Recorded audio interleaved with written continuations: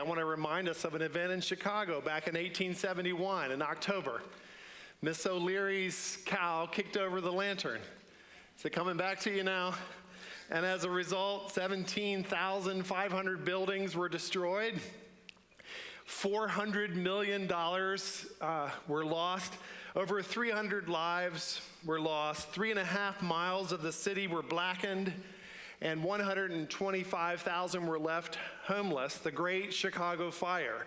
And it all went back to one lantern, one small source for such great devastation. And that's the image that will be helpful for us as we come to James today. He's insisting on our faith being practical, being applied to our life, coming out in a very real way in our life. And today it's our words, it's our speech, it's the tongue, the power of the tongue for each one of us. What are you saying all week? What are you saying? If you put a tape recorder around your neck and then listen to your words for a solid week, what would you hear? What would that tell you about your faith? Well, James is going to make the point that the speech, the words we use are extremely powerful, especially for destruction. And so it'll be a little heavy, be a little negative perhaps today, but it's a big thing to fix in our life. And we need to feel the word of God speaking truth to us, even if it is a warning, more of a warning today. We'll see in our passage that this 2-inch slab of mucous membrane, this movable muscular organ hooked to the bottom of our mouth and just behind our teeth, has a tremendous power for good or evil. Basically, it can be a fountain or a fire. It could be a fountain or a fire. And it's usually the family, the friends, the loved ones, the people that we're closest to who experience our words in the most intense way. So we need to be aware of the effect that has. As we read the passage, I want you to notice the metaphors, the pictures, the figures of speech that are used. There's a lot of them. James is wanting to be memorable. He's wanting to leave a lasting impression. So all week long, I hope you'll remember these pictures as you use your words, and it'll help God's truth come back to you and help your speech be more of a fountain than a fire. So let's read it. We're talking about James 3, starting in verse 1, and we'll put it on the screen, or you can look in your own Bible, James chapter 3, starting in verse 1. Not many of you should become teachers, my fellow believers, because you know that we who teach will be judged more strictly. I do not like that verse. But it's true. I talk for a living, and since I speak a lot, I have a greater judgment because words are powerful, and I'll be judged for how I use my words for good or evil. And so all of those who speak a lot will be judged more strictly. Verse 2, we all stumble in many ways. Anyone who is never at fault in what they say is perfect, able to keep their whole body in check. Notice the humility of James. He's insisting on applying our faith. He's insisting on proving that your faith can save you in your life as you live it, and yet he's admitting we all stumble. Solid Christians who have saving faith can still fail and stumble in many ways. So we get that out there. We all stumble, especially in our words. And in fact, if you were able to be perfect in your words, you could keep your whole body, everything else in your life, you could keep it in check simply. Verse 3, when we put bits into the mouths of horses to make them obey us, we can turn the whole animal. Or take ships as an example. Although they are so large and are driven by strong winds, they are steered by a very small rudder wherever the pilot wants to go. Likewise, the tongue is a small part of the body, but it makes great boasts. Consider what a great forest is set on fire by a small spark. The tongue also is a fire, a world of evil among the parts of the body. It corrupts the whole body, sets the whole course of one's life on fire, and is itself set on fire by hell. You think of all the words, the propaganda that have led to people being destroyed, led to violence, the political slogans. The power of words, the power of speech is hell itself. Verse 7, all kinds of animals, birds, reptiles, and sea creatures are being tamed and have been tamed by mankind. But no human being can tame the tongue. It is a restless evil, full of deadly poison. With the tongue we praise our Lord and Father, and with it we curse human beings who have been made in God's likeness. Out of the same mouth come praise and cursing. My brothers and sisters, this should not be. Can both fresh water and salt water flow from the same spring? My brothers and sisters, can a fig tree bear olives or a grapevine bear figs? Neither can a salt spring produce fresh water. So like I promised, a lot of image, a lot of metaphor, unforgettable truth that we can carry with us this week about our speech. And I'm going to divide those 12 verses into 3 sections, 4 verses each, a nice neat little outline. And the first 4 verses I'm going to speak of the power of the tongue, the power of the tongue. I don't know about you, but I get nervous around large animals, okay? I've been known, maybe since I am one, like, a giraffe or whatever. I don't blend in very well, but I went to a camp that was a Western camp. We learned to ride horses, and just walking around a horse, especially around the back where they could kick you and you see their strength, it just makes me nervous. Same thing like a bull or a big calf. I don't know if you've had that opportunity. Think about a horse. A horse. It weighs well over 1,000 pounds. It can run a quarter of a mile in 25 seconds. As much weight as can be lifted by the strongest man in the world can be set on a horse, and the horse won't even wince. And yet that giant beast, that animal, can be controlled by a little 5-inch metal bit. You can turn it. A small girl can sit on a giant horse and just turn it and make it dance with that 5-inch little bit. And the same is true with a great ship tossed by the wind and the waves and the current. It can be steered by a relatively small rudder through the rocks into the harbor. And James is saying, this tongue, you can reach in there and grab it and to the right or the left. And you can direct the whole course of your life. Things that come out of your mouth, that's the world you live in. Things that you say are the faith. That's where you land, is what you say. What you say can direct your whole life, has that power. Even though it seems like a small member of the body, it boasts a great influence. And compared to the rest of the body, its effect is completely out of proportion to its size. We can speak words and become a Christian. You can speak words and go from death to life, from God's judgment and wrath to his salvation. He's now your Father. All because of words that come out of your mouth. Romans 10:10 says, "For it is with your heart that you believe and are justified, and it is with your mouth that you profess your faith and are saved." You can come to a point in your life where you speak words and God's waiting on those words. He's like, yeah, that just was your heart. That was your faith. You are now saved. I'm forgiving your sins. You are now my child, and you're going to come be with me in heaven because those words you just said. People could say, you could be here today and you could say those words to God because you're experiencing him through his Spirit and you're just responding, and those words you say can make you a Christian. We can say words that help someone else make that same decision, and they can come back to the rest of their life and say, words that came out of your mouth led me to my salvation. Now God is my friend. Now God is my Father. Now my sins are forgiven. I'm free. I'm released. I'm delivered. I'm a whole new person because you talked to me. You opened your mouth and you shared life. Life, what a powerful thing. Our speech can make someone else a Christian. God lets us play in the game. He lets us have that kind of influence and power and participating with him in that great miracle. So you can say words to a friend or a family member, a work associate, a neighbor, and they can go, what? And respond, and they'll forever thank you.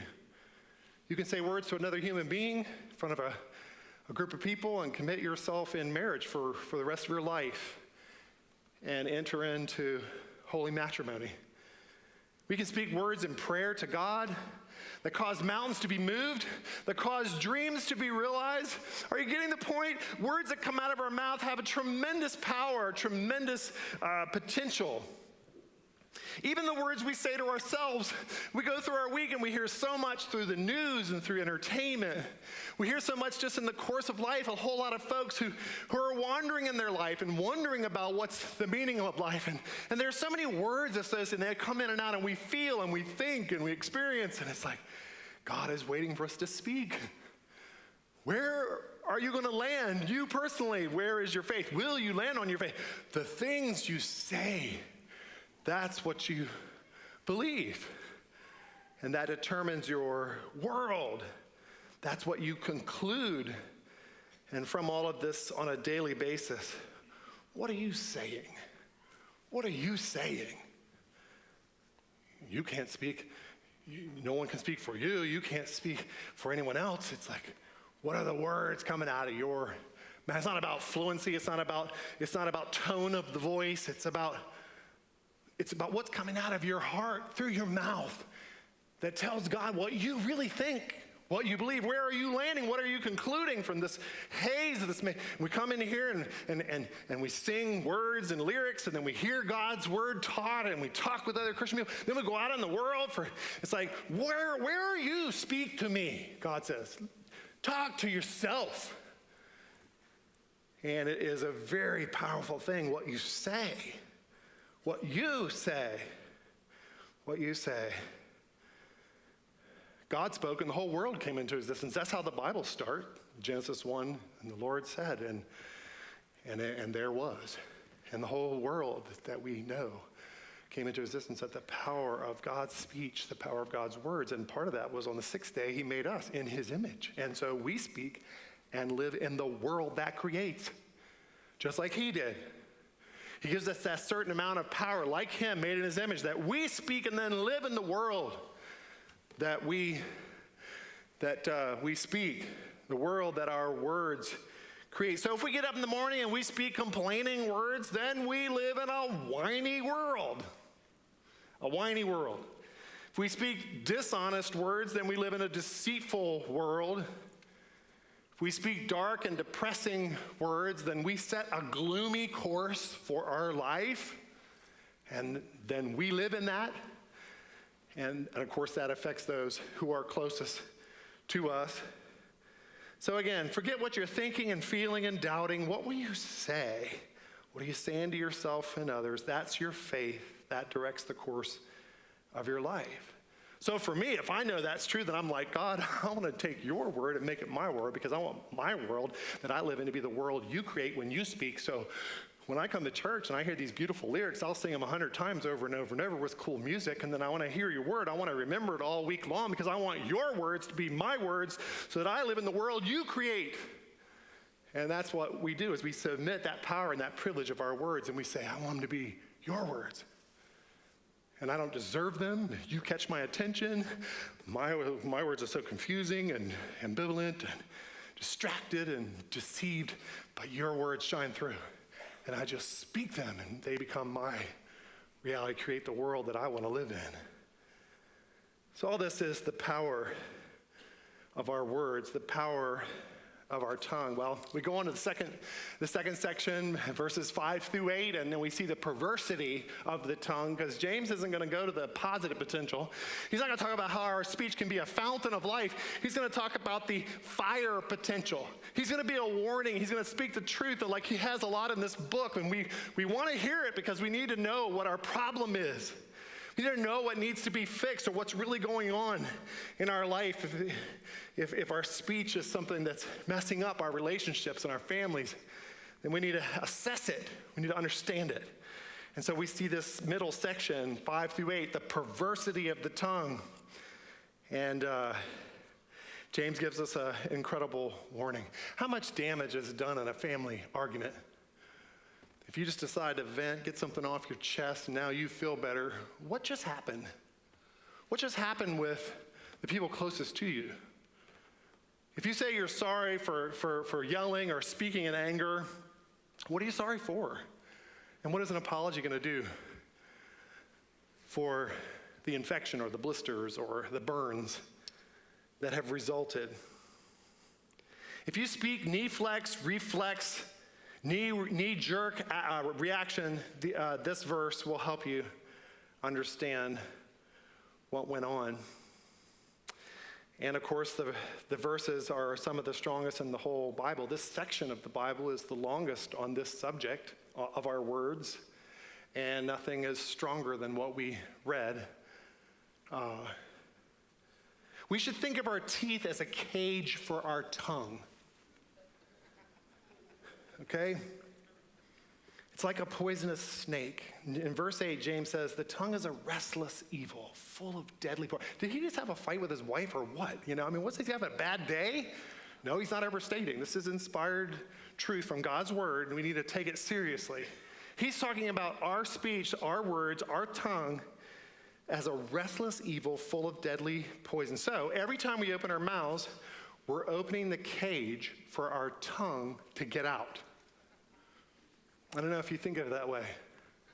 Or if you're just more careless, just speak words.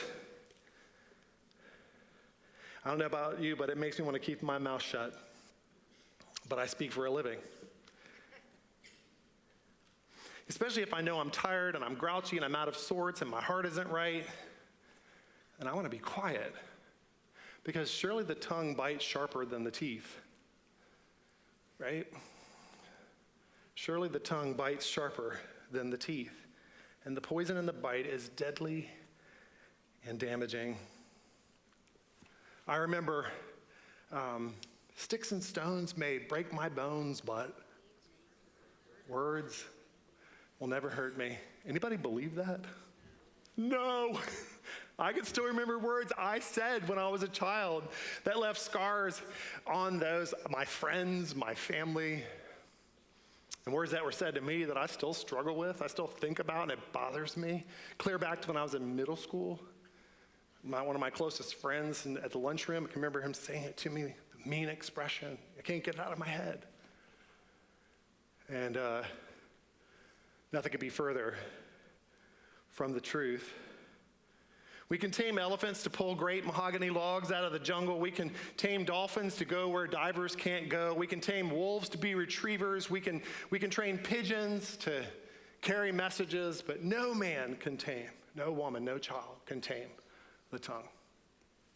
No one can. James is saying we all stumble. This is a restless evil. We have to admit that this problem is there for all of us.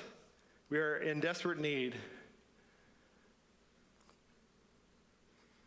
The tongue is a great untamed danger. What if I was to release a poisonous snake right now in this room? That would liven things up, wouldn't it? See ya. Yeah. Well, there's already about 300 loose in this room. All of our tongues, according to James, are like a poisonous snake. They have that potential. Unguarded, unchecked, just freely released when we're dissatisfied or angry. That's the potential danger, the wounding. James couldn't have said any stronger than in verse 6. The tongue also is a fire, a world of evil among the parts of the body. It corrupts the whole person, sets the whole course of his life on fire, and is itself set on fire by hell. Man, that's a very dramatic verse. Can the tongue really be that evil? When James speaks of hell, he's talking about Gehenna, not Gehenna, Gehenna. And that's a garbage dump just outside Jerusalem, where the flame was always burning. It was a tremendous smell, even a history of human sacrifice. And so everybody knew what Jesus was talking about, or what James was talking about when they used the word hell. They're referring to this garbage dump as a metaphor of evil and the potential damage. See, this is why sometimes it feels like hell in a family fight or in an argument. This is why domestic disturbances turn violent, because when you're seeing a tongue unhinged, when you're seeing a tongue wagging without restraint, you are looking in and seeing hell itself. The tongue is connected like a pipeline to hell, the landfill from hell. And so we might be careful to brush our teeth, use mouthwash, and yet we tolerate this stench and this filth in our own speech. keep our homes clean and attractive, and then maybe we don't even think twice about just spewing, burning garbage. And we haven't even been convicted about it. We haven't even realized that that's happened in our relationships. Just completely, God needs to put it on our radar, in our heart, the seriousness of this reality. We should post a warning sign in our homes, not beware of dog, but beware of tongue. Be a great one. Put it right in the kitchen or the dining room. Beware of tongue. This is a scary thing in this family. And often it's our family that bears the brunt of this awful reality.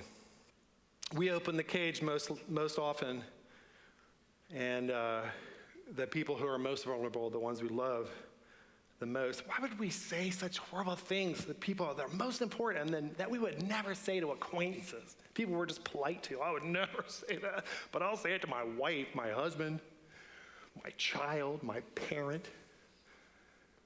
My gosh, these things should not be. Are we critical and sarcastic with our children, parents? They're not going to tell us. They don't speak. I speak for them right now. They want our blessing. We are incredibly powerful to them, whether we bless them or curse them. Do we lace our humor with barbs of poison?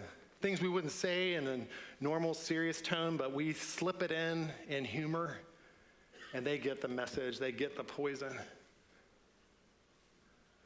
Do your children get blessed from you, or just more negative?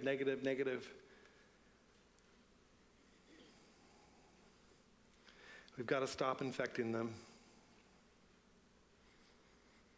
I remember standing next to a policeman in a Chick-fil-A one time in a line waiting for food, and he was in full uniform, and I was just staring at his gun. It was strapped to his right hip, and he had it all tied down. He was very professional. I could tell the safety was on, but I just looked at him. I thought, man, he gets a loaded gun right there. We're like all around here, and there's deadly force right over here, right this man's hip. And I bet he's been trained. I bet he has all sorts of regulations. So somebody can't just pull that off, or he can't, I'm sure he's thought about that. It's an underlying seriousness no matter what he does. He's not going to laugh and goof around too much if he's on duty, because he's got that gun sitting there. That's what James wants to say. Whatever we do, we're sitting around eating dinner, playing games, watching TV, driving in the car, going to sporting events, playing sporting events, and the whole time we all have a loaded gun sitting right there. Loaded gun. James just wants us to be aware of that. And when's the last time you thought about that? Do you know how to strap it down? Do you have a safety on it? If you know you're not right and in your heart, would you at least just not speak? Don't speak. Well, it'll help me feel better. No, don't do it. But I got to get this off my chest. Nope. No, man, blisters, infections, burns on all the people you love. Don't do it. Well, I feel better. They don't. They won't get over it for months, maybe years. Don't speak until your speech is a fountain, not a fire. So the perversity of the tongue, but then, the power of the perversity. The last 4 verses, James speaks about the position of the tongue, and he says, basically, your tongue is connected to your heart. So it should all be one thing. It should all be sweet. Our speech flows from our hearts. The fruit comes from the tree. The fountain comes from the spring. Our words come from our hearts. Jesus agreed in Matthew 12, verse 34, for out of the overflow of the heart, the mouth speaks. So just like the doctor, when we go for a physical, says, open your mouth and say, and he puts that fat popsicle stick right on our tongue. God does the same thing. When he diagnoses our heart, he just says, stick out your tongue right there. Look at your words. That's your heart. Because that's just coming right out of your heart. It's not the tone of your voice. It's not the fluency of your words. It's your heart. We have no idea how naked we are when we talk, People are looking right through the window and seeing our heart. That's why I hate preaching to you every week. That's why there's not a line of people standing here to do this. Because whenever we speak more than we may not even realize it, we are vulnerable. We are giving away what we're like. And it's not just the content of our words. You can just tell. You look at it and say, oh, he's stressed out this week. He's pretty frustrated. Or he's excited. He's happy. He's anxious. What? It's the same as true for you. All of our speech, it's heart material. That's why it's so powerful. We speak from our heart. It's not just words. Like, you just got me. That's me. Those are my words. That's my heart. That's powerful. Powerful to God. Powerful to you. And what is that, a fountain or a fire? What is your heart? This is the question here. Dirty words come from a dirty heart. Critical words come from a cold and unloving heart. Lying words come from a deceitful heart. Doubtful and skeptical words, they come from an unbelieving heart. Fearful words come from an anxious heart. Compromising words, they come from a divided heart. Callous words, they come from a hard heart. So how's your heart? Tape record your words, listen to them, and then that's you. That's your heart. And that's why it's so powerful. Our speech is heart material. It's so much deeper than words. And we should be one type of tree or one kind of water. You don't look on a peach tree and go, oh, look, there's an orange, if you look it down a little lower. No, it's all peaches. You don't ride the waves at the ocean and say, you know, some of that last wave was fresh water. No, it's all salt. All salt. And that's the way it should be. Whatever your heart is, that's what's coming through. You can have a good heart. You know that? We all have a heart that's deceitful above all things and desperately wicked. Who can know it? But Jesus said, blessed are the pure in heart, for they shall see God. And David said, after his great failure in Psalm 51:10, create in me a clean heart, O God. Renew a right spirit within me. I need a new one. Give me a new heart. Make my heart pure so that my heart and my words can be all sweet. That's what Jesus does. Invite Jesus into your heart. To change the metaphor, he'll give you a heart of flesh for a heart of stone. That's what the new covenant's all about. A change of heart, not on tablets of stone, but written in your hearts by the Spirit. So that your heart then can be the source, the spring, for the fountain of your speech to be a fountain of life, not a fire of destruction. This is clearly James' last point. The position of the tongue, it's connected to the heart. So we see the power, the perversity, and the position of the tongue. Well, then now I'd like to take a freedom in conclusion and go to a couple of the verses in Proverbs that speak of the positive potential of the tongue, because I'm a positive person. I would love to end on a positive note, and y'all are really looking at me like you're so bumming me out today. So, in conclusion then, listen to these verses from Proverbs that describe the fountain of life potential of our words. Proverbs 12:25 says, anxiety in the heart weighs it down, but a good word makes it glad. You ever had somebody come up and give you a good word when your heart was anxious and your heart just turned in a moment and became glad? That's what we can do for each other. Proverbs 16:24, pleasant words are a honeycomb, sweet to the soul and healing to the bones. You can heal somebody's bones. You can be sweet to their soul with your words. Oh, words don't mean anything. Oh, you gotta be kidding me. Words come straight from your heart and they can heal people's bones. Proverbs 10:11, the mouth of the righteous is a fountain of life. Proverbs 25:11, like apples of gold and settings of silver is a word spoken in right circumstances. You couldn't pray, you couldn't plan for it. You just got to that moment and you were there and your heart was right, so you just said a word in the right moment. And it was like apples of gold and settings of silver. And that's Solomon talking, the wealthiest man in the world. He's like, I'll tell you what's so beautiful and sweet is a person that speaks a word in a moment. A word in the right moment. what that can be for all of us. And finally, Proverbs 18:21, death and life are in the power of the tongue.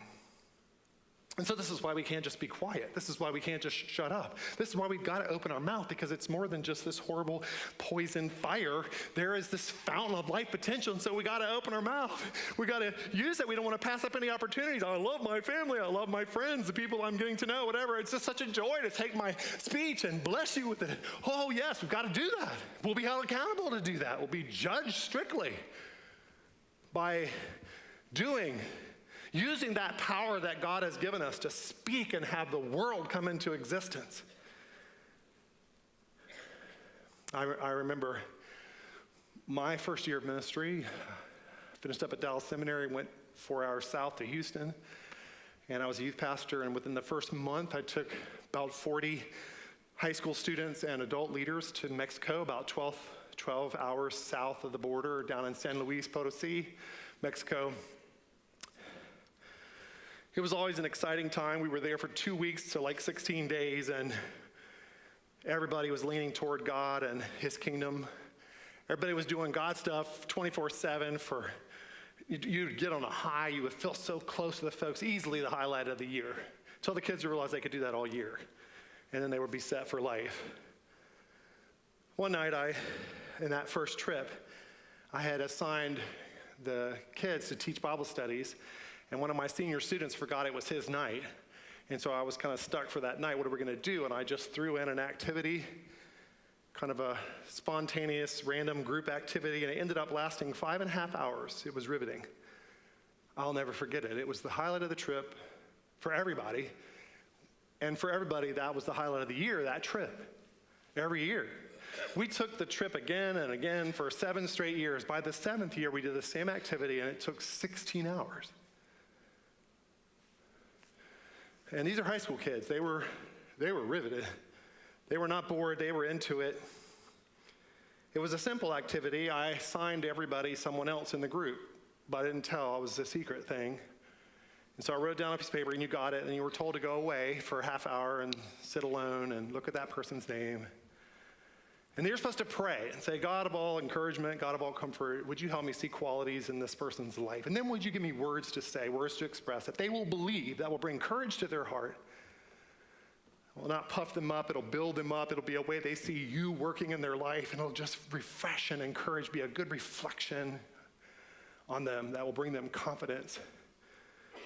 So pray for eyes to see the qualities, and then words that would be believable, not flattery or making up something nice. And then write it down, a page or maybe a page and a half, and say it in the second person. You are, so we don't want to know if it's male or female. I want this to be a big surprise. So you just say, you are my person, you are, and I see God working in your life, and then you just let God give you these words from his spirit. And then when we get back together, everybody's got a letter. And one by one, we'd have the people stand up and read their letter, and everybody would listen to the letter and then try to guess who that was. And the guessing would be a further affirmation of the person. And then we'd stop and let those who were closest to that person also have a chance to encourage them, or just everybody if they wanted to.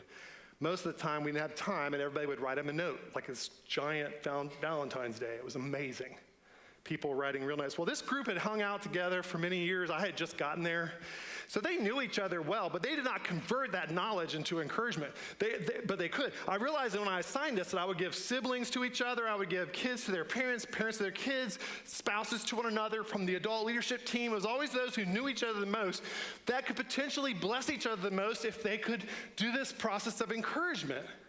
And so it was amazing what we saw. I'll just tell you what I remember is I remember kids' faces just bursting into tears when they heard for the first time some of these words we say every day. Remember one freshman boy, Brian Moore, and his older brother, Alan, who was a junior, for the first time looked at each other in that moment and told each other they loved each other for the first time and meant it. And everybody was just, you've never said that? Your brothers? And they never had. They were just crying and saying it. I mean, you just never said the words. You know, I did an abbreviated version of this in a prayer meeting on a Wednesday night. I'll never forget, in my dad's home, in my dad's church in Williamsburg, and it was about 20 people, and I assigned this man, his husband, to his wife, and his wife to the husband, lesson every parking. And he started reading his letter, which sounded very Hallmarky, and she started crying. And she said, afterwards, she said, "I'm so sorry, but it's just that we've been married 30 years, and he never said this to me." And you're like, "Oh, well, I'm glad you came to prayer meeting tonight." Little intern here doing this dumb little activity. Is that what it takes? I'm not saying that, obviously. But it's amazing what we don't say and what we have within us, the knowledge. It's like, oh God, I want to reflect. I want to be a mirror to cast a reflection back to this person that will strengthen and encourage them, not discourage them. I want to feel better about themselves when they come into my life. Make me like that. Let my words speak that life to them. Speak that life. At least the things that are there that go unexpressed. Would you free up my speech that I might be the fountain of life, especially to those I love the most? There's so much to say. And those words could be so powerful, especially parents. Bless your children. They need your blessing. They will not ask for it. They need it more than water and food. And it would mean so much to them. It would mean so much. Well, in conclusion then, this message may have left some of you feeling more like your speech has been negative than positive, and if so, remember James' humility? We all stumble in many ways, he says. We're in an area where we're all vulnerable and we all fail. This is our heart we're looking at, and our hearts are evil. We need God's help, and so Jesus is just showing you something he can fix. The devil will show you your sin to make you feel bad about it, to condemn you about it, to discourage and intimidate and accuse you. God will show you your sin to forgive, to release you. He will show you your sin so that he can deliver you from that. And if you're regularly negative in your speech and not positive, what a difference that can make. Be worth a message like this. And just let Jesus come past the surface. Let him come all the way to your heart and change you and make you that fresh spring in the fountain. And the people who love you will be so grateful and make such a difference in your relationships. Jesus Christ, in your heart, giving you words that are a fountain of life. I pray that for all of us. I want to just in conclusion say Psalm 141:3, set a guard, O Lord, over my mouth. Keep watch over the door of my lips. Psalm 19:14, may the words of my mouth and the meditations of my heart be pleasing in your sight, O Lord, my rock and my redeemer.